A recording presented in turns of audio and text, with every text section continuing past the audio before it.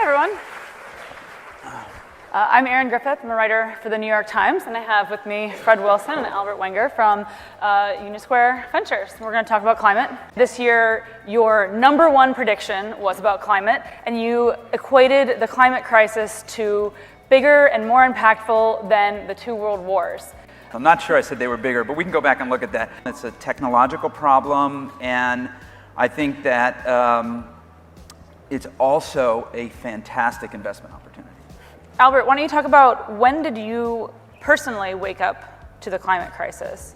Well, I've been giving all these talks about attention, human attention, and how we have this problem that we're paying attention to all the wrong things. You know, we're spending all this time scrolling our Facebook feeds and spending all this time, so we look at, things and buy things that we don't need. And I kept standing on stage saying that, and I was like, and I am not paying enough attention to the climate crisis personally. What that company did was it helped other companies track carbon in their entire supply chain so that you could sort of say, this product represents this amount of embedded carbon. The company was sold. We didn't make any money on it.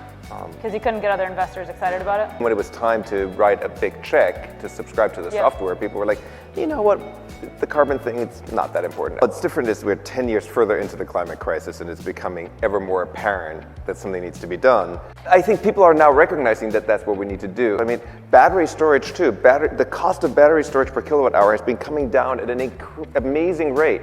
So now it's no longer a question, do we have the technology? It's more of a question, how do we get it much more widely deployed, and how can we accelerate the broad deployment of these technologies? Talk to me about the two deals that you guys recently made, one called Leap and one called Ren. So one of the things we did is when we announced those investments, we also completely open sourced all of our research.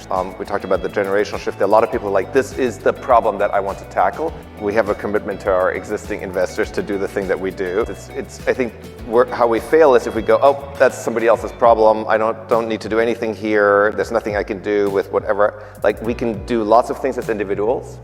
We can offset our carbon. We can vote.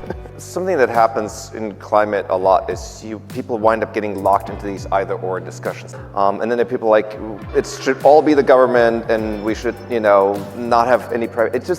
It's so big a problem. We need to do all of the above. And we don't have any kind of luxury of picking here. And I don't think there's any kind of moral failing for people to allocate capital and make money on something if it solves a real problem.